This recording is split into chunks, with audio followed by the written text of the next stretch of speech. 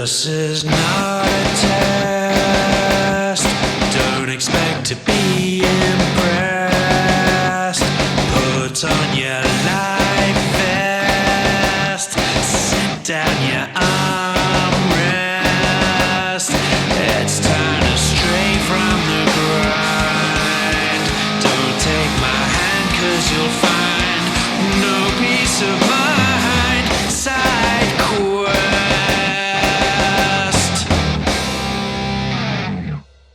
Ever swore you were alone, but your mother was there the whole time? Ever turned up at your place of work only to realize you don't work there and indeed have never had a job? Ever wrestled your uncle shirtless? Hi, I'm Jonathan Frakes, and welcome to Unsolved Mysteries. Of course, it's not the real Unsolved Mysteries. I had you going there. I'm not the real Jonathan Frakes. I'm Steve Wetherill. This is the Mimic Chest, the Authors and Dragons secret monthly podcast that we do for Patreon holders only, unless we put it live on YouTube, which we sometimes do. But we are going to be trying our best to mimic Unsolved Mysteries today, by which I mean we're going to go out there, we're going to find some mysteries that are unsolved. We're probably going to solve them with our mad, keen intellects. Speaking of mad, keen intellects, who do we have with us today? Rick Walteri, and the first timer to the Unsolved Mysteries mimic, Gibby, MK Gibson. How you doing? I'm well. Keen intellect. Unsolved Mysteries. Why haven't you been on one of these before? Because I just got it Shanghaied, using Steve's words, into the group this year, and this is my first time opportunity. So Well, that's a really pathetic fucking excuse. yeah, it's God damn, it's just like the "Am I the asshole" one of that mimic chest. Like, why weren't you on here before? Because I wasn't invited, motherfucker. That's why. We can't be expected to do all the work. Yeah, Gibby. no, but nobody here was. People just show the fuck up, you know. What are you, my ex-wife? Why are you not knowing what I was thinking? Like, because it's in your head, dipshit. I can't. That's how Steve joined the entire podcast. He pretty much just like showed up one day, and we're like, "Who's this British guy who's a lot funnier than the rest of us?" Just started organizing my own little podcast adventures, and again, just persuading people I'd been there all along. That's the trick to it, Gibby. Gaslighting, got it. Just constant, extreme never-ending gaslighting. Each of these people thinks somebody else invited me onto this podcast. The fools. How did you get onto this? I want to hear that story. Not now, but at another time, because I'm sure we got some mysteries to solve. That will remain an unsolved mystery for another time. Okay, seeing you're first to this format, why don't you lead us off with your pick of whatever? All right, I picked a couple. No, I picked a couple that I thought were. I'll start with this one. Hopefully you haven't done it in the past. I picked this one because we are also fantasy enthusiasts. We have played D&D and all that hippy dippy shit. So, have you heard the legend of the Green Children of Woolpit? You know what? I think I have. All right, have you done it on this podcast? Pretty sure that is a no. Okay. Yeah, I'm going to say no. Either I don't remember or we didn't do it. So I don't know how you do this in the past. I assume you just go through a description of the mystery itself and you're like that. But okay. The legend of the Green Children of Woolpit concerns these two children who appeared one day in the village of Woolpit, Suffolk, England in the 12th century. What made them different was a boy and a girl. They had green skin. They had no parents and they just came into the village one day. And this is roughly during the time of King Stephen. Anyway, the children, brother and sister, like I said, they seem to be human. They were human, obviously, green, but they had green skin. They spoke in a foreign language that no one could understand, and they only ate what they called raw broad beans. Now, shortly, they tried to Christianize and teach these kids English. Quick, strangers, baptize them. Basically, 100%. After the girl was baptized, the brother died almost immediately, like shortly thereafter. But once she was baptized and tried to teach the ways of the village and the church, they referred to her often as rather loose and wanton in her conduct. But once she was able to whore, you. Yeah, exactly. I'm thinking like the Orion chick from that Star Trek reboot with Chris Pine. Bloody foreigners. But she after she learned English, she eventually explained that her and her brother had come from a land where the sun never shone. And according to one of the versions of the story, it was a land called St. Martin's Land. Now, there have been a lot of there have been accounts that say, yes, these children showed up and these blah, blah, blah. Some people claim it was just a fairy tale at the time. Some people say they were just, Welsh. I don't know. But the point, but the fact that these two children wandered out of nowhere with no parents, and no one knew what village, whatever. I don't know if this was a case of a Nell, like a chicka kind of thing, like with Jodie Foster, or, did these kids come from their version of the Feywild into our world? You know what? There is a popular story. I'm not sure if it's ever been really confirmed, of a port town in England after a shipwreck. A monkey washed ashore. Okay. And they were like, okay, well, this is obviously a Spanish spy, so let's try him and put him to death. So they executed a monkey. These people could have just been from another town. They're like, who are these strange foreigners who have a different word for bread rolls than we do? Let's dunk them in the holy water that's probably filled with typhoid. Yeah, you know that brother, he didn't just mysteriously die. He got Jesus beat the shit into him. Oh, exactly. Oh yeah. Maybe if we hit him harder, he'll start to speak English. Yeah, I had a stepfather. I know where you're going with this. Okay. So we can't understand him. Try drown him a little harder until he sees God. Yeah, exactly. The beatings will continue until your morale improves. I was both military and had a stepdad. I was a redheaded kid. I get all this. If you take it on face value, it's a mysterious story of these two mysterious children coming in from the moors and the very ethereal Britishy kind of thing. Or likely, like you said, it's probably a case of some kids who are basically just hillbillies of their era, and their green skin, probably just ate a high whatever diet, so they had a pallor, or maybe they're just covered in mud. I don't know. But this can be explained by basic xenophobia. And it's true. If you only eat one sort of thing, I think there was a Mel Gibson story when he was really poor working on Mad Max. He just had bags of carrots. Yeah, he turned orange. He turned orange. Yeah, so maybe you can do that with green as well. I don't know. Never tried it. Don't green like food is vegetables gross, that much. So yeah. Either that, or or these villagers were just really too fucking stupid. They found two lizards outside their town and just beat Jesus into them. Well, we said we may have tried and executed a monkey for being Spanish, so it's reasonable. And one of them, they put a dress on, and and obviously they were just taking turns with this lizard, and be like, "Oh shit, it's a wanton lizard." Well, I'd like to think what was once at the time. Did the goodly wife Marigold say, she showed her ankle, she's in league with the devil, and just or was it this lizard is nude, what a slut. Exactly. Or stop giving me a hard on, wizards. Work your witchcraft elsewhere. It's your fault I'm sexually attracted to fucking whatever walks out of the woods. Because it's the 12th century and there's no television. The writer in me wants to believe that these children came from Tir na Nog or some kind of druidic magic thing. And the realist says they're from a town over and these people are morons. So I think the more we talk about it, so I think Misty has mentioned this before, but not on the Unsolved Mysteries podcast. So I'll allow it. But I think she raised a point that she comes from a sun that never shines. It's like, you're already in England. You're not out. You keep walking north for a bit. You're going to be in Scotland, and then it's the sun may as well never shine. If you've hopped on a boat from Norway, then that's entirely accurate. I lived in Alaska. I've been to a place where it literally did not shine for 23 hours out of the day. And the winters are rough. So yeah. We're a lot more well traveled now. It's it came from a place where the sun never shines. It's we can go there on a plane now in 4 hours. Yeah. But back then, I guess that would have impressed people. Yeah, exactly. It's the deep woods, just places in the deep woods where the sun just doesn't come through. Yeah, the kids are kids. Also, they're kids. I don't know how old these are. They're not educated. So. I don't even know what I mean by kids in the 12th century. Were they old enough to be in the mines or right? But kid could mean anything. But they always say what would you do if you were suddenly found yourself back in time? And the obvious answer is die. Yeah. But well, besides the diseases that are going to get me, I like to think that you can just wander out of the woods nude and become a curio. And if you survive the initial drowning attempt, you're kind of okay. Well, I don't know. I think part of it is just based on history, because it's when you go see real suits of armor and people, in the ye olden times, I'm a giant compared to these midgets. And it's amazing. So it's like we could be God kings, because at 6 foot plus, like you're just like, listen to me, tiny Lilliputians. I am your lord now. Sometimes I'll walk around castles and I'll see the suits of armor and just think you were probably like a big something to have this suit of armor, like a lordly lord, highly trained. Oh my God. I could just pick you up and throw you down the stairs. Like I when I was in Edinburgh and I went to that castle and I had to turn. I mean, I'm big, but not big.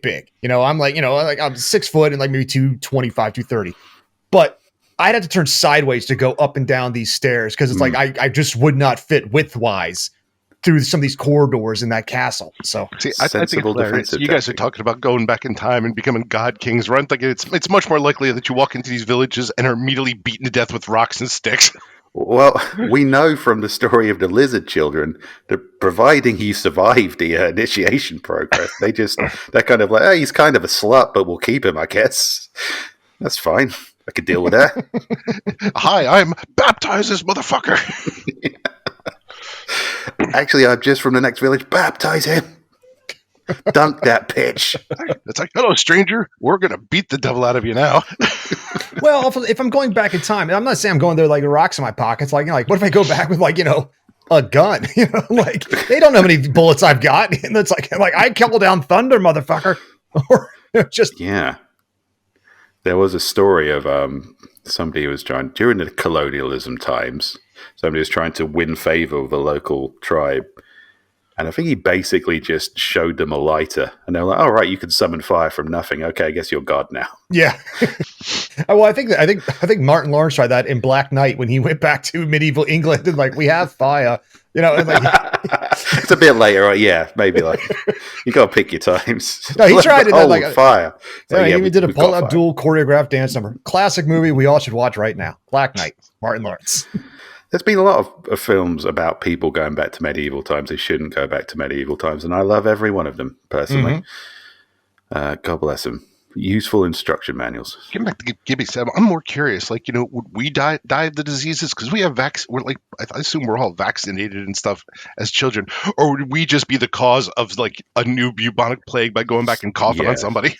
What if that's okay? So that's a story right there. So some anti-vaxxer gets in a time machine and they're actually what started the plagues of yore that we all have to deal with now. So. Yeah, I mean, the shit we shrug off, we just go back there with some of that lingering about our foul future breath. Well, I also think it's kind of like, stick with me here. When my dog goes out and eats something dead in the backyard and like comes back and they vomit it up and they're not dying because like we'd be like, you and I could not eat a dead thing and like think good things are going to happen that's been rotting in the backyard because dogs have different antibodies in their system. But the food that they ate back then, like, is that just going to destroy us? How long are we going to spend in the privy just because we've got dysentery? Yeah. That we just don't have. We kill them with the plague. In the meantime, we shit ourselves to death. Basically. And then the archaeologists come in later and be like, what the fuck? Because I would be like, I'd be like that scene like when Chevy Chase and like Three Amigos, if they try to give me food in like the back, like the olden time, like, do you have anything besides this? Because this does not look good at all. Like, there's just some ancient historical document they'd uncover and indeed, there was much shitting for 6 days and 6 nights. The ditches overflowed with the strangers' shit. Yeah, I mean, I assume maybe they just wouldn't write that down. It's like nobody wants to know about this. Maybe it's already happened. I don't know, because that's the kind of thing. Anytime there's like an isekai story, if someone goes into a fantasy land, like first thing I think about is toilets, toilet paper, dentistry. Like I get the same like in any kind of adventure scenario. Everybody's like, what would you do in the zombie apocalypse? It's like on the 3rd day without a hot shower, kill myself. Right. It's like, I'm not sticking around this bullshit. And also we tend to forget that history is written by the victors. So like, if there's probably not a lot of historians sitting there like, writing down, it's like, and then Emperor Claudius doth shit himself for 6 days. No, you're dead, Yeah. I mean, I always tell my wife if there's ever a zombie apocalypse, I'm fucked because it's like, one, I wear glasses. It's just a matter of time before these come off or I lose my prescription or something happens. And when you're just after that, it's not good. You sighted people are great, We're all wearing glasses.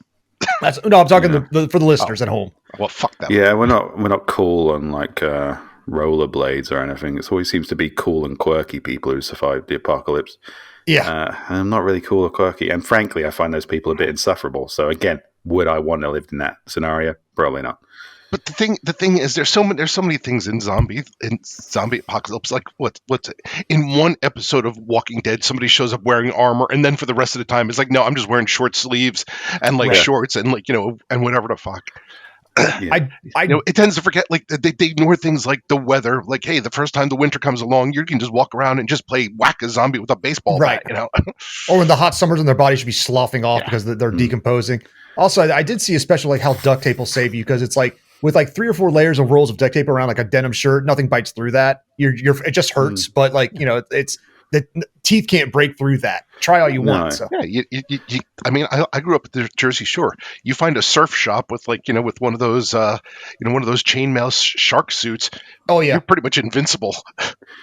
But again, I'm a hairy dude. Once that duct tape's on me, it's staying on. No, me, you put the denim. You put the Canadian tuxedo on first. You cover yourself in denim, and then wrap that in. It still sounds really uncomfortable and stinky. I just no. Look, you're in a zombie apocalypse. I know, and I'm going to die. It's the sensible thing to do. Everything else just seemed wildly uncomfortable, filled with insufferable pricks and zombies. I have to say, probably the person who like the story that got it, I guess, the most correct, like Stephen King's The Stand, because throughout as the world is ending, people are just doing all sorts of crazy things. Like one person's like, I'm going to the Yankee Stadium and I'm just jacking off on home plate because I can. Oh yeah. Well, amazing. There's a Key and Peele sketch you should check out at some point where it's kind of like this, like it's a zombie apocalypse, it's an apocalypse stage. The one guy's the survivor with the military jacket, and one person's just prancing through the streets after all. They collected mannequins and a tutu and a magic wand and just having a good old like blasting like like everybody dance now. So like I'm not saying I wouldn't have some fun before I killed myself. I'm just like I'm not in this for survival mode. What would happen at that first realization that wait a second?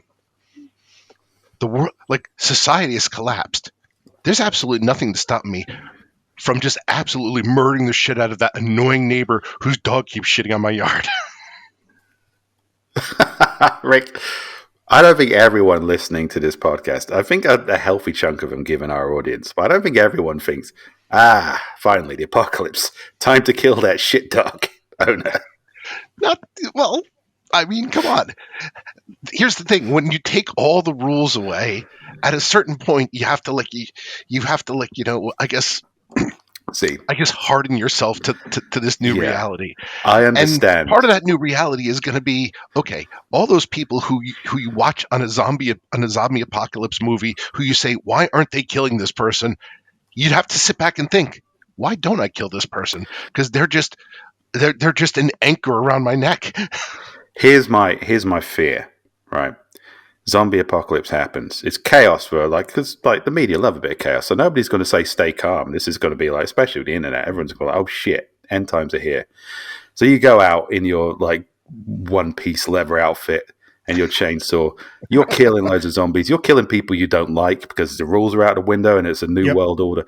Literally 2 days later, the military's like, actually, this wasn't much of a threat and we've got it in hand because they just kind of slow. Oh, we found a way to cure the zombie people. So, don't like chop them up with a chainsaw or anything like a fucking psycho.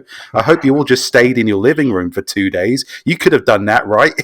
I'd like to think that, I appreciate that, but listen up, military. I'm going to go with the plausible defense route because, books, movies, TV, and just general pop culture has taught me the moment you guys wrote the Jimmy Headshot fiction, this is what a lot of people have been fucking waiting for. And it's it's my time to shine. I deserve to dress like Lord Humongous in the fucking apocalypse. This is the thing. It'll be I've got the spiked cock piece ready to go. It'll be a 3-day event, and it'll be like the body count by the walking, shambling undead you could easily just walk away from. 6. Body count by insane motherfuckers. 12 million. Not to mention all the the infidelity that's going to happen. Listen, it's the apocalypse. I've got to get my strange on before I die. Sorry. So just a massive rise in unplanned pregnancies and STIs. Oh, are you a zombie boomer? Also, all the people who die because they decide they got to fuck a zombie. That's a hot zombie. Yeah. There's some guy that's like, wait a minute. she's still pretty. Like, listen, I know it's gross and they're dead, and they're going to justify. There are no rules anymore. I forgot the name of it, but there is a zombie movie out there where in like there's this one of the subplots is this couple, they like, they're pretty much psychos. They kill, they're, I guess, killing like hitchhikers and stuff. Okay. And when the zombie apocalypse comes, the guy chains up one of them in his shed just so he can go out there and fuck this zombie. Oh dear. Oh dear, that's problematic on many levels. What I imagine is like this guy's out there fucking a zombie going, there are no rules. And then you zoom out and this is a screen playing in a court and the judge is like, is this you, sir? In the 2-day event, you just immediately did this. His arms are in the air. He's just like, yeah! Yeah, finally. I get to fuck dead people. Yeah, that's the one thing we'll forget is that as the world, as in those 3 days, what we think the world is ending, all those cameras are still working and recording us. Yes. No, God damn, that'd be like, now that's great. I would have loved to watch those recordings. Like I fall into that habit. Like I'm on Reddit and I see like all the traffic accidents or the people just getting into fights. The people got their phone out. I love those videos. Show me the ones of the zombie apocalypse where people are just acting the fool during that time. Oh, that'd be amazing. For a series, I imagine it's like NCIS or something. It's like only the first 2 episodes concern the actual zombie apocalypse. It starts, they finish it. The rest of the 12 seasons are just investigating the various crimes, unspeakable crimes that happened by people who weren't even zombies. You just described The Last of Us. We tiptoe on zombies. The rest has nothing to do with it. So, well, that was quite the derail. Yep. But yeah, an interesting story. I do like largely ignorant people run into what should be like a child endangerment case, but decide to make a fairy tale out of it. That's fun. I think they were from Norway and they'd just been living off nettles for 12 months in the woods. That's fine. Or they're just frog eating hillbillies. So, you just got to like. I think that's interesting enough. And yeah, these villagers who immediately looked and was like, outsiders, baptize them. Could have been worse. They could have burnt them, and they didn't. Well, let's not forget the one kid did not survive the baptizing, so it was worse. True, but obviously he didn't believe in God enough, so it's fine. No, God rejected him and filled his lungs with water because we held him under for 12 minutes. Is that one kid? Just good lung capacity, apparently. No, after she saw what happened to her brother, she was just like, no, I believe. No, I didn't like him much anyway. I believe. Yeah, Jesus, thumbs up. If you're gonna learn one word, just Buddy Christ it, like there it is. All right, who's next? Rick, after you. All right. Well, this is a classic, which I'm sure a lot of people have heard of. In 1967, Roger Patterson and Bob Gimlin were out in Bluff Creek, I believe that's California, riding their horses, trying to get some footage. And lo and behold, they came around a corner and they spotted a Sasquatch, and history was made as they took what is probably, I guess, the first and ostensibly best Bigfoot footage ever captured. So, but the story isn't quite that simple, because even though they claimed that this was that this was real, it just kind of happened. First of all, it was known that that Roger Patterson was actually out there purposely trying to get Bigfoot footage. He was out there. He had been trying to raise money to make a Bigfoot movie. Hmm. So there was that. Presumably an entirely factual Bigfoot movie. In the years since, a lot of people have there's this things have been raging. Some people have come out of the woodwork. This one guy, Bob Heronius, I believe his name is. He basically claims to have been the person in the Sasquatch costume. Whereas, I'm just going to say Bob Heronius. It sounds like an alter ego of Bevan for some D&D character. But at the same time, you also have a lot of people special effects guys who basically were in 1967, it would have cost tens of thousands of dollars to create this type of this type of special effect. It wouldn't have, just wouldn't have worked with a store-bought gorilla suit. Mm-hmm. So like, for years people have been debating this. They've been stabilizing the film. They've been zooming in. They've been taking motion capture. They've been trying to recreate it. Um, the one guy who's still alive, Bob Gimlin, he's gone back and forth a couple times. Like a few times he's admitted that maybe he could have he could have been fooled, but for the most part he's maintained that that as far as he's concerned what they did was real. Roger Patterson, obviously he died I think in the 70s. But yeah, this has been an endearing one. These guys actually capture Sasquatch, or was this an elaborate hoax of Roger Patterson on Bob Gimlin and the rest of the world, done with special effects that probably should have been maybe a little bit outside of I guess the purview of this shit kicker who apparently was pretty broke at the time to do. Well, I don't think a humanoid creature in the vastness of the American landscape is the most far-fetched thing in the world. I've said that before on this podcast, and I stand by it. But I will say, you say would have taken, equivalent of tens of thousands of dollars by any standard at the time.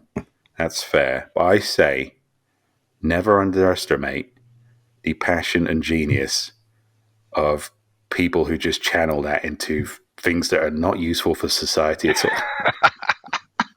This guy could have been the Da Vinci of our time, but he had a calling, and that was to dress up as a convincing Bigfoot and fool people on the plains. Maybe not for malicious reasons. Maybe he just really wanted to elevate the legend of Bigfoot. Oh no, he was 100% trying to cash in. Yeah. So if this was faked, I have no doubt that it was 100% done with him being like, it's like, you're taking the money, we'll roll in. Just the classic South Park chart of Bigfoot hoax, ? Profit. Make money. Yeah, profit. Yes. The underwear gnome. My wife and I talk about that one all the time, and our plans to get rich. We always miss that middle part. I've often wondered about this thing for many, because as a child, of course, I wanted Bigfoot to be real. I wanted Loch Ness, how it like Ogopogo. I want them all to be real. Bring on the cryptid invasion. But the more you look at I love when these guys they try to debunk it, and part of me thinks there's a conspiracy within the community itself to say, oh no, we could debunk it in a heartbeat, but if we did that, the story's over. This way, it's kind of we got to crank out content too. So let's just say it'd be very hard. It would cost this, and or you just have an insane person. I've seen you look at the master craftsmen, again, in Middle Ages, who made these woven rugs and things like that, these tapestries that sit on castle walls, been around for 800 years and still depict something. A person with a will and a needle could make an amazing costume if they had given a couple of years and the insanity to sit down and do it. So walk on semi stilts and freak out his friend. Now, were they both in on it? I don't know. I'd like to think the one guy was a purist and the other guy was fuck him. But I want to prank my friend, because that's what dudes do. Yeah, I'd like to think that the other one just dude, he won't shut up about Bigfoot. And I like to think right before he died, he showed him the Bigfoot head. It was me all along. And then smothers him with it as he's on his deathbed, What a way to go. Yeah. I prefer to think there's just some guy who it was hilarious, who heard these guys were obsessed with Bigfoot. He's and just got really hardcore with it. It's I'm going to live in the woods. I'm going to make the most convincing Bigfoot costume there's ever been. I'm going to parade around in the woods until somebody gets me on camera. And he was out there for months, because to me, that is actually a more interesting story than the existence of Bigfoot. I think that's it's hot in here. Where is it? Where are the people filming this? It's somebody wanted Bigfoot to be real so bad that they became Bigfoot. That would be pretty. That would be a story right there. See, one thing about this that always intrigues me is every show that is done a debunking on this, every Unsolved type mysteries or right. Sci-Fi Channel show, they're always okay, let's recreate this, and their recreation never ever looks anything fucking like this. It always looks. They're like, hey, we have a high tech Bigfoot costume. We have the same camera they used. Now we're going to film this, and then they're like, yeah, we think we did a pretty good job. And then you look at it and you're like, this looks nothing like it. That's obviously a person in a costume. That's one thing that like gets me is like, is if you can recreate it, then recreate it in a convincing way where I look and I'm like, okay, yeah, this is as good as the original, but nobody really ever has. And that's something. Now going back to what you said, Gibby, it could be that there's a vested interest in not doing this, where where they just grab like, the costume from the Jack Link's Bigfoot and film it like, and be like, oh, look, we recreated it, Now let's keep rolling those sweet cryptid bucks. Right. Like, well, that's the thing is like, they did recreate it and it was convincing. And my childhood brain would never say, because I saw Harry and the Hendersons and I believed every goddamn minute of that film. And it looked like a Bigfoot and they did a great job. So, now they're trying to recreate that footage. Like that's a product of its time. Cause like the right light, right angle, right shadows, right everything. Yeah. Yeah, something to be said with something that looks amazing in a Hollywood movie, especially back in that time where we didn't rely on post effects at all, and the lighting had to be great and the angle had to be fantastic to make the monster look real. Right. There's a difference between getting that prop and just it's like when you see people in superhero costumes having a cigarette on the Hollywood backlit when they're not like being filmed. You're like, that looks like dog shit. But then you see the movie and it's like, with the right camera lens and filter and lighting and all that stuff. Yeah. Well, this is like two guys with like a rented camera out in the middle of the fucking woods. So again, it's like, it's kind of like if they just managed to get this shot by accident. See, I want to see the before this was and like after. lightning striking. Well, that's the thing is a lot of things are lightning, like literally lightning striking. Like when they're like whenever you actually get a photo of like lightning hitting a building because someone got it at the right place, right time. Recreate that shit. We can do it in Photoshop right now, but that is actually lightning striking a building, and someone got a shot of it at that time. How, why, when, who knows, who cares? Now, I would love to see the before and after if this was a hoax, because it's like the 13 or 14 or 15 times they tried to do like, damn it, Bill, you're walking wrong. Like you're farted. Stop that. Or he trips. Like, oh, sorry, my bad. Or he's just having a cigarette, scratching his balls. It's just something, like your walk's all wrong. So yeah, I mean, in the meantime, we do know that like hoaxes can persist for a long time. Like, what was that?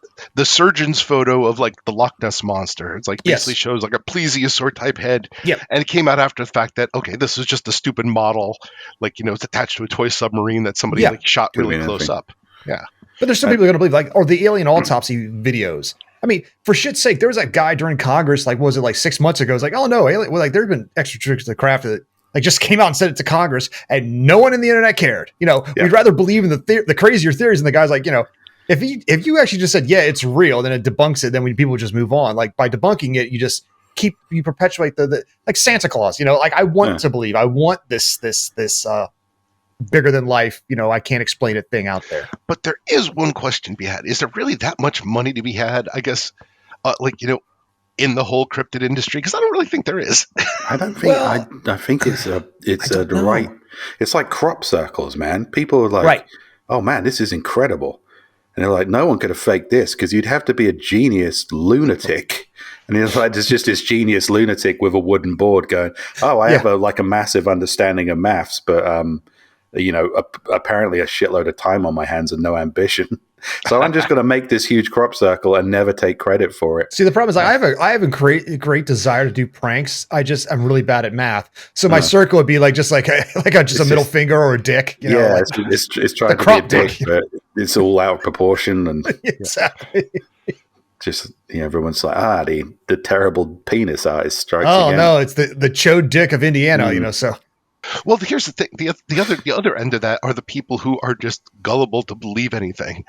I mean, how many times have have scientists shown we know exactly how the fucking pyramids are built, and yet TikTok is full of dipshits going, it's like this could not be built by this could not be built by human hands. Of course, the aliens meme will pop the guys. It's just a bunch of blocks put together.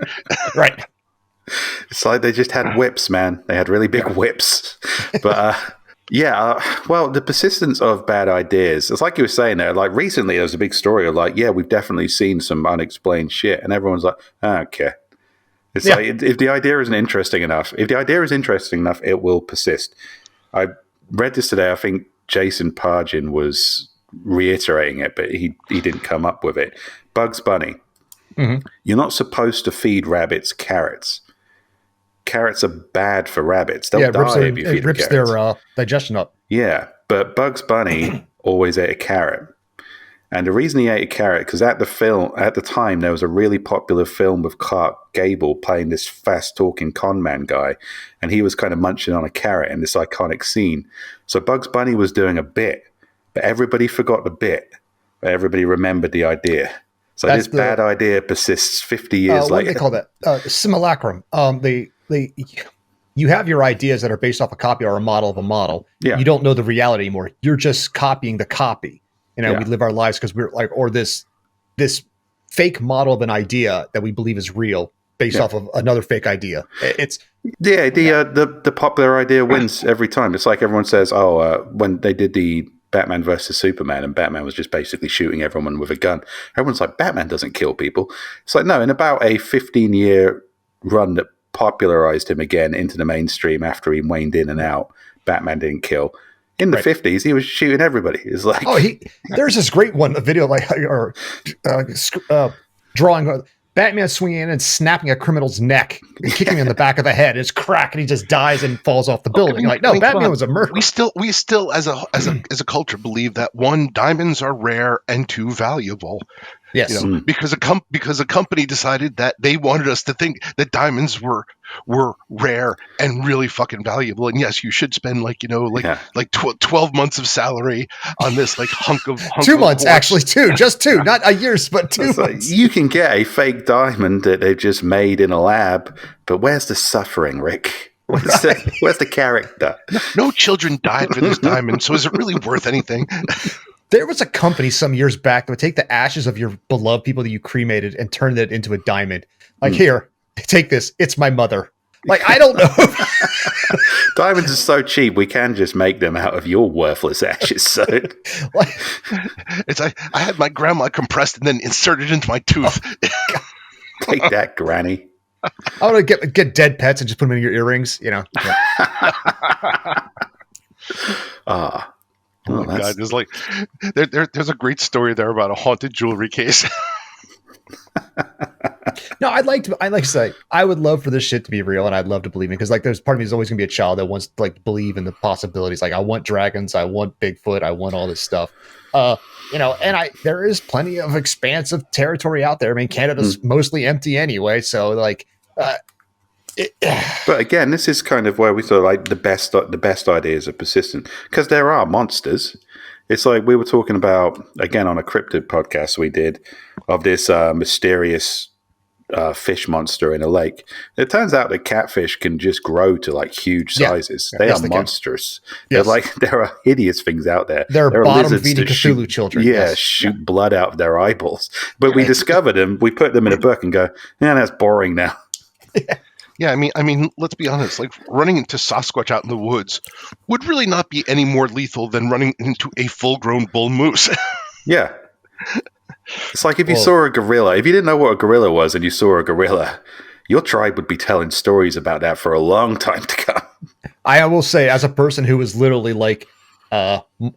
my arm's length away from a bull moose in Alaska, it's fucking frightening when you see how big how moose is, and two, when the child is nearby and I'm like, I'm going to die. I literally thought I was going to die, and I just put my head down and said, I'm sorry.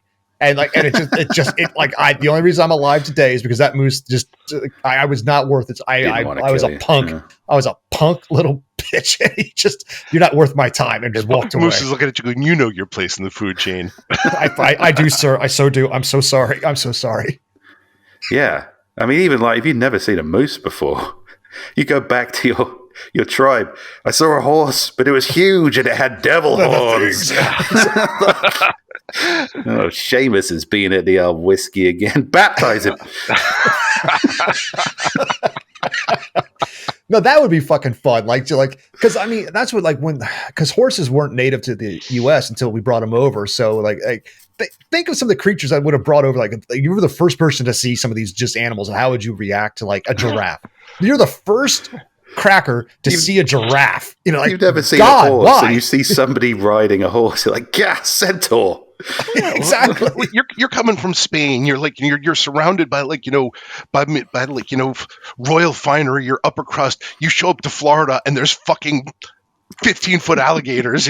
Dragons, just dragons everywhere. Why like not dragons? Shrunken dragons. Yes. Or a Komodo dragon. Or a Komodo dragon. It Or like spits toxic poison at you. Or and the eats thing you. that comes out of the river, like you're like on a safari in Africa, and like a hippopotamus, which is like apparently more deadly than anything else in all of Africa. Yeah. It's just it's so territorial and a dick. But they're fat, so we don't take them seriously. Yeah. You're adorable. I'm gonna make you eat marbles. Come here, You're Chester. hungry. There's a thing of Amelia Earhart. Like like prevailing theory now is that she might have survived like a plane crash, and then got eaten by fucking coconut crabs, which are pretty much these 3-foot wide, like land crabs that will just eat fucking anything they can capture. Mm. And I'm like, I've seen a picture of those. Those are awful. I killed a lot of them in Skyrim. Yeah. I think we should, as a species, we should attune our dietary requirements to animals that disturb me the most. Yeah. I think that's the strategy. It's like, coconut crabs, they're scary. Okay, let's get off chicken and start eating these bad boys. And then once we're done with them, See, I can't eat spider, dude. Spiders still freak me out. Even at my age, I'm like, I don't dig on spiders. And I don't know if you had this over in the UK, Steve, but I'm sure Rick did. When we were young enough, there were these Time Life series of books, they're like there were those giant tarantula things that were like the one tribe eat them, but they were 1.5 feet across, these tarantulas, but they're a delicacy, the local tribe. I'm like, the bird fuck hunter. that. Like, I mean, that local tribe is definitely fucking with people. It's like some white guy comes along with his notebook and his camera, and they're like, yeah, why don't you try a local delicacy? It's this bird-eating spider. It's like, this is a dog-eating spider. I wouldn't 100% believe that because, apparently, so one of the islands of Japan got got overrun with some type of jellyfish or so. So their solution was, we're just going to eat them. yes, actually, Japan for the win there. So you say that, Gibby, but I had this conversation with my brother when I was a kid. He said, we went to a restaurant so he could order crab. I said, I don't want to do that. I'm scared of crabs. He was like, here's your chance for revenge. So I'm thinking, we channel human appetite for both revenge and tasty food. And that's how we combat the animal kingdom. Is giant spider tasty? I don't know. And I don't. It's like every D&D adventure or video game. As soon as it comes to it's inevitable. The giant spiders show up, and I'm just like, mother. You put enough salt on that thing, I'm sure it's fine. That is true. You grind it all up. You put barbecue on enough things that I can eat it. That is true. You turn it into a hot dog shape. You already know hot dogs aren't real meat anyway. It's fine. That's fair. Well, our very own Emily Kaplan has a video out there where I think she pretty much munched down on a big ass scorpion. Oof. Like when I was in Belize, I ate termites, and we were in the rainforest. They showed us how to you scratch a thing and flood it. Like they swarmed all over my finger. They said, "Now stick it in your mouth and eat it." And I did. And it just tastes like baby carrots. That didn't bother me at all. I don't like baby carrots. I don't like carrots either. But mind you, if I'm being swarmed by termites, I'm thinking I should probably eat these before they eat me, right? I mean, yes. So I mean, it was like that part doesn't like small bugs or whatever. I don't care. I was a boy. I don't give a shit. But like something about like a palm-sized thing just crawling, like nope. Crunchy. Yeah. The old exoskeleton there. Yeah, but I just want to get a flamethrower. Like I just feel like aliens nuke it from orbit. This would be a great game show. It's like Hungry Child versus giant spiders. Whoever loses, we win. Exactly. Oh man. Like if I had to go on Fear Factor back in the day, now put your hand on this giant tarantula, I just punched Joe Rogan. Like I know he's gonna beat my ass, but like nope. Fuck you, Joe Rogan. This is not happening. In some alternative universe, there's a giant spider out there telling to put your hand into a barrel full of Joe Rogans. Yeah. And I'm punching I'd that like giant to- spider too. I would like to think that there's enough. The amount of spiders I've killed in my lifetime that I'm their boogeyman. I'd like to think that they're like beware for little children. The Gib will get you. You know, like I'd like to think that's true, but they're not. They're part of Satan's asshole, and I don't trust them. That's the thing. It's like here in New Jersey, we're dealing with this thing. Like we've had a plague of stink bugs for years. And Yeah, we have them fucking here. Eat stink Yep. bugs. But apparently there are these My dog. these things called like Joro spiders that come from Japan that are like these 2 or 3 inch long, like bright yellow spiders. Yep. That just love to eat the shit out of stink bugs. And it's kind of like, that's one of those ones where you're like, why can't we just nuke the earth instead? Exactly. We can Fuck just- you, nature. We got the technology. We can find a new planet and just bring the animals we like, right? Can we just Like Noah's Ark? Yeah, exactly. Yeah. It's all otters, chickens, and cows, baby. Yeah. It's like things that are tasty or things that are cute? All the other they things lay can on the fuck back of their off. hands. Like I like to think that otters are dicks. You know, just Yeah. because they know they're hot. Yeah, Like it's the like hot girl that knows they're somebody's hot. walking up, they got on there. It's like, no, not you, Willard. You take your rats and Yeah. go back to work. Most animals are pricks, even the ones that are. Like, everyone's like, oh, dolphins. I want to swim with dolphins. I don't. They're fucking pricks. Okay, I did that once. We were on like after we did a cruise, a Disney cruise. We stopped at one of those little places to swim with the dolphins. I thought nothing of it. Like, okay, yeah, you get in there and they push you around and it was cute. And then you swim at one point, and they touch your feet and you push down and you hold onto their dorsal fin. You did all that shit, all the touristy crap. And I made the mistake of mentioning it to a friend on, like, at the time, Twitter. Oh my God. It was just like and all the animal rights activists came after. Do you know what they do to those dolphins? Like, I don't. I thought it was a cute thing. I was unaware. After I swam, Ignorance with is them, not I a ate them. shield. Yeah, exactly. Oh my! And they came after me hard. And I'm like, I'm trying to apologize, but like, you never apologize to a crowd because they just smell blood and they want to come more. So Oh, okay. There are people on Twitter. If there is a virtue to be signaled, they will crawl out from under a rock. like, and I was, oh my, yeah, this is the Ricola horn was sounded. They came for me. This was like many years ago, and I still remember, like, you son of a bitch. Do you know what they do to those animals? And you're contributing to their I know the place in Mexico did it. It was not me. Yes, I paid money to swim with them, You but just like, said that. Look, buddy, if you've got a problem with Mexicans, you take that up with your racism.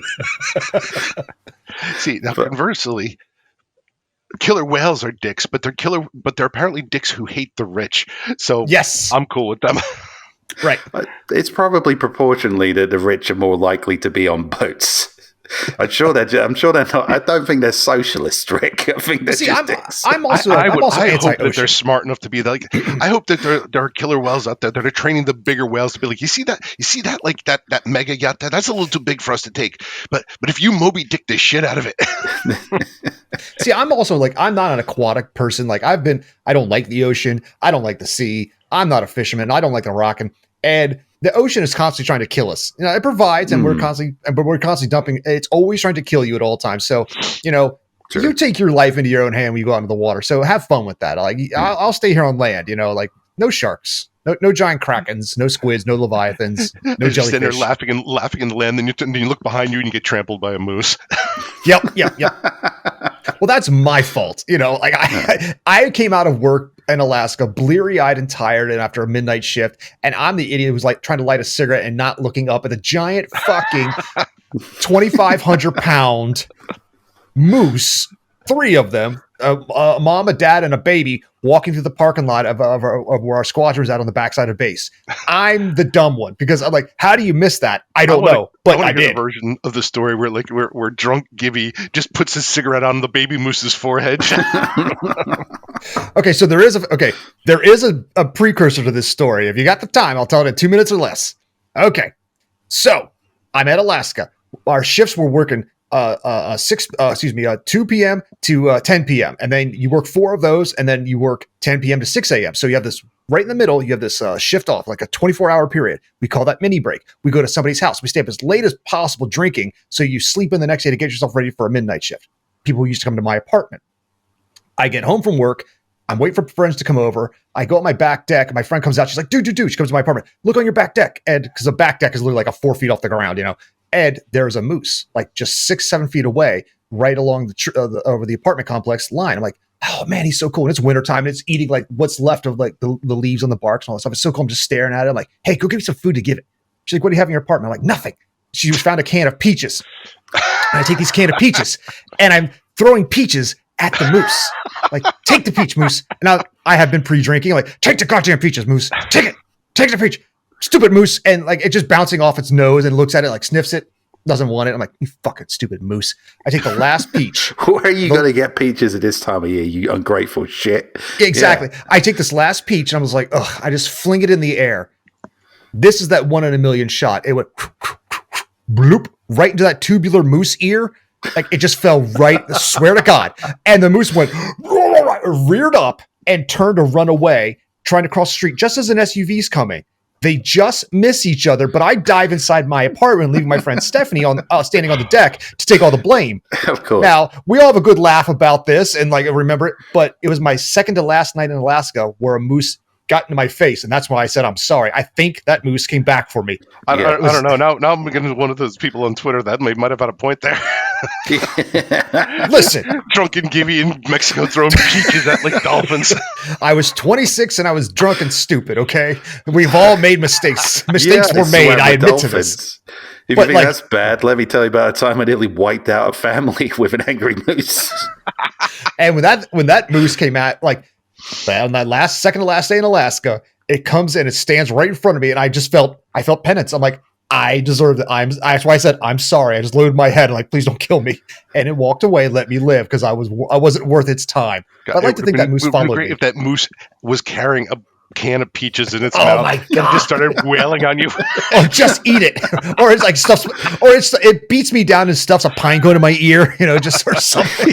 You're sitting there on your porch having a cigarette, and then you hear this clang. You look down, there's an empty can of peaches. You look up, there's just this moose staring. I'm like, 78-year-old me, just like, fuck all these cans. I in knew there. this day was coming. But all right, let's fit because we still got to get to Steve's here. One more, yes. So what do we think of this? Addison Gimlin. I don't know if I want to end on my one. Mine was not particularly interesting. We'll make I was it. going to We'll talk. make it interesting. I was going to talk about the Solway Spaceman. I think, considering we were talking about trick photography and setting up hoaxes with the Bigfoot footage, we'll do the Solway Spaceman, Okay. which was it's a typical kind of I got a photograph of something weird, but I think it's like a really iconic photograph for a reason. It was taken in the 60s by a fireman. He was just taking a photo of his daughter on this basically empty place in Solway, wherever that is, on the Berg Marsh. And when he developed the picture, it looks very much like there's an astronaut just popping up behind his daughter's head. And you know what? It is kind of like people looked into the photo to see if it was, because obviously there's lots of ways you can trick photos. But looking back then, people were like, no, this is not a fake doctored photograph. It really looks like there's a spaceman coming out of this kid's head. And of course, he swore blind there was no one on the moor at all. He probably, I guess if there's an astronaut walking around on a moor, you probably see them and remark on that. But he took the photo. He swears there was no one behind his kid. When he developed the photo, there's this obvious, what looks like a very tall spaceman behind the kid. It gets a little bit weirder after that. Apparently, the guy claimed that some government people came to see him, some men in black suits. And I'm not sure if this is where the whole men in black thing starts or if it was already established at the time.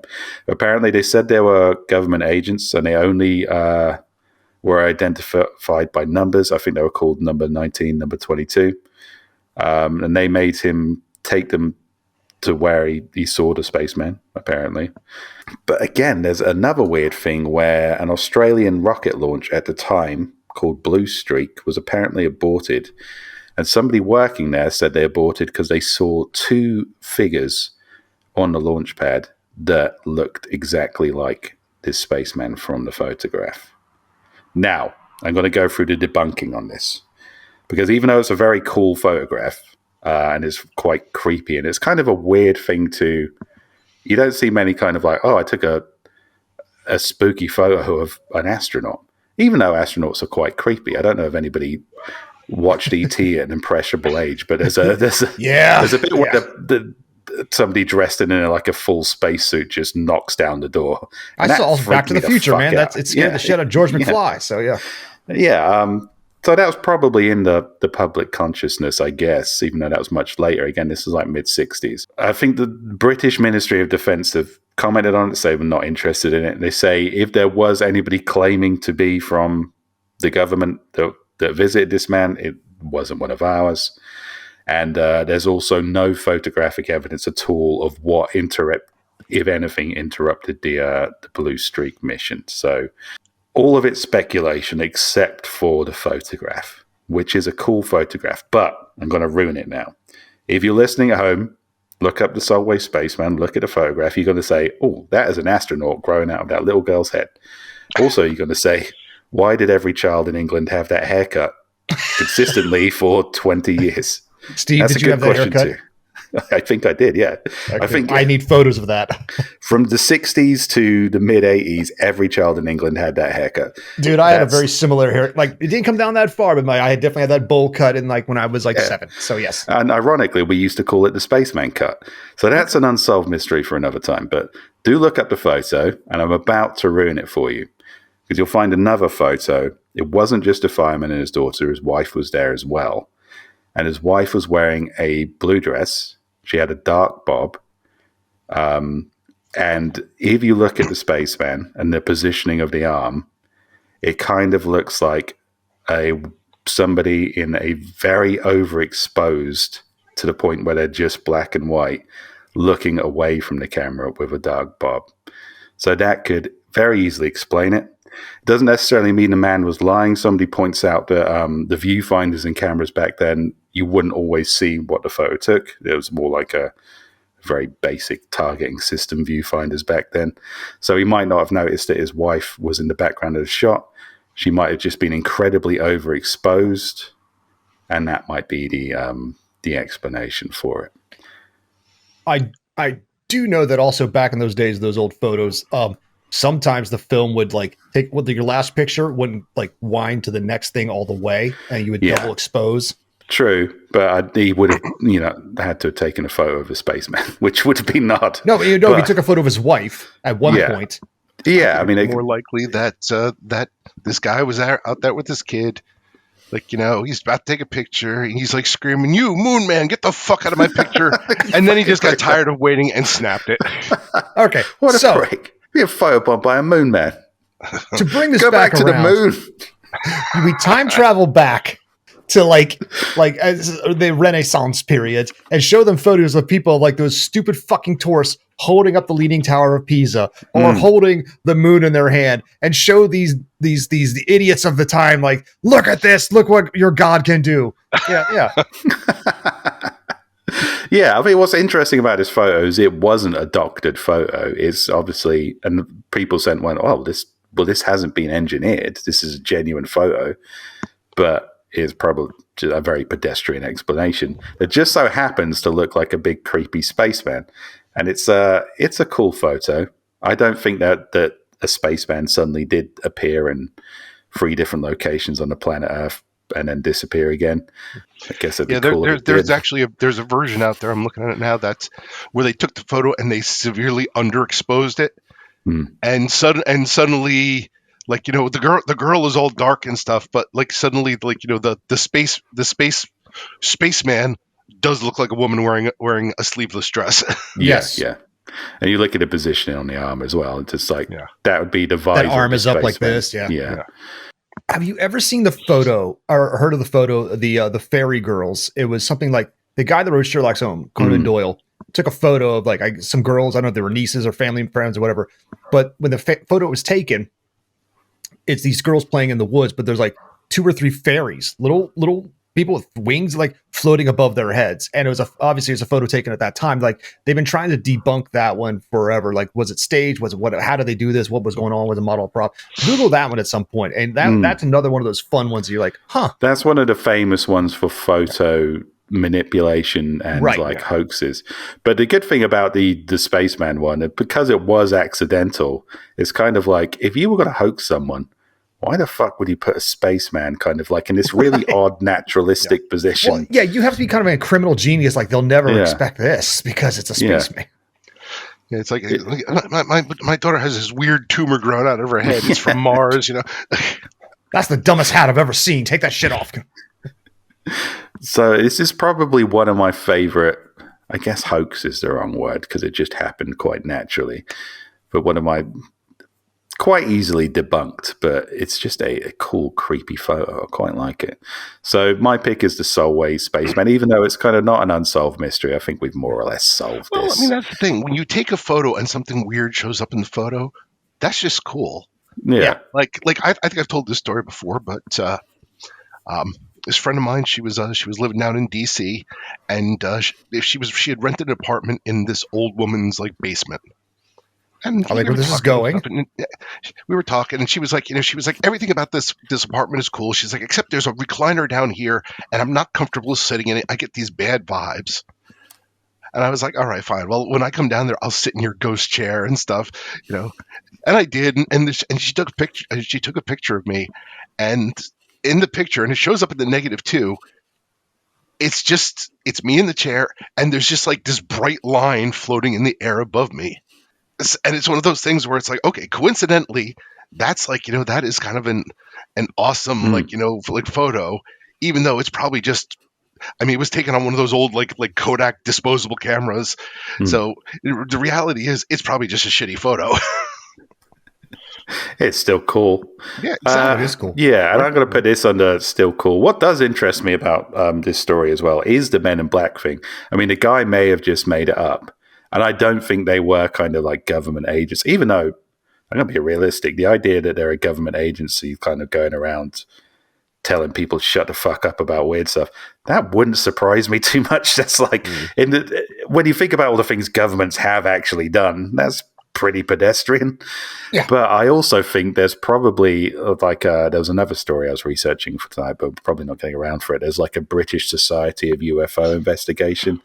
And these guys are pretty hardcore. The idea that they might have showed up at someone's house and said, yeah, we're from the government and we don't have names. Can we please see your spaceman? That would be like, that seems entirely credible to me. So, but I didn't know if that was where the Men in Black mythos originated. I didn't know if there was any stories concerning them before that, because that was apparently the Men in Black things like almost as established as the Grey phenomenon. Maybe we'll have to do that for another Unsolved Mysteries. Yeah, something to look into. Because apparently there's a lot of lore there of like, you know, these shady government agents showing up and basically just being like, give us all of your data and shut up. Yeah, which is and like, of course people something don't they shut do. up. It's like a government person telling you to hand over your data and shut the fuck up. I mean, and that happens, right? It's fine, but. Well, maybe not fine, but well, there was a just the tangential. idea that it looked cool doing it. Wasn't there like not too long ago, like some Wizards of the Coast sent the Pinkertons after some YouTuber or something like that because they like sent them like some guy accidentally got a thing of like whatever cards that were like weren't meant to. I don't know if they're Magic the Gathering cards or Pokemon cards that weren't meant for the public yet, but like he got them by accident anyway. He was going to open them up, and they sent the Pinkertons after this guy to like go reclaim the cards and like destroy all the documentation or something shit like that. Yeah, Wizards of the Coast are basically the government anyway. So yeah, that's an unsolved mystery for another time. We'll get to the bottom of that one, Wizard of the Coast. You can't silence me.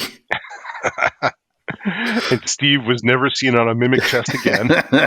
when you said those old disposable cameras, I got to thinking like, man, do you remember when weddings used to put those out on like you go to someone's wedding and they leave them on the table like, hey, just here, use these, take candids, we'll use them for our wedding photos. Yeah. How often did you get drunk and like take photos that you weren't supposed to take? Yeah, and like good luck, have fun developing this one, motherfucker. Yeah, thanks for the open bar.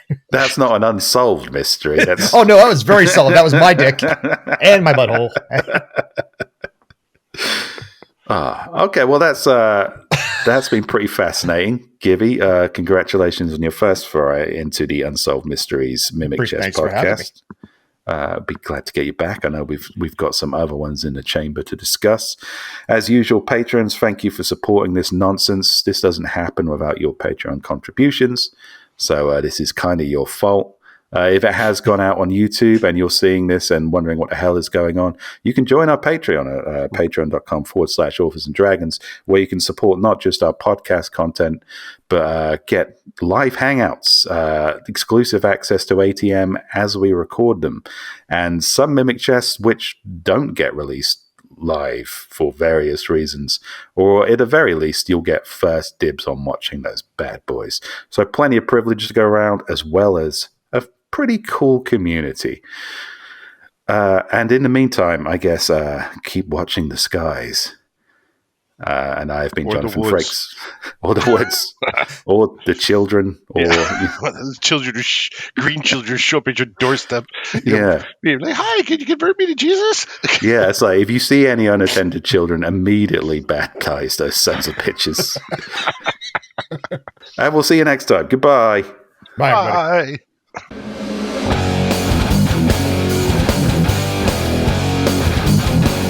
Authors and Dragons is brought to you under a Creative Commons license, meaning you are free to share this material so long as credit is given to those who created it, which is us, the people you just heard play the game.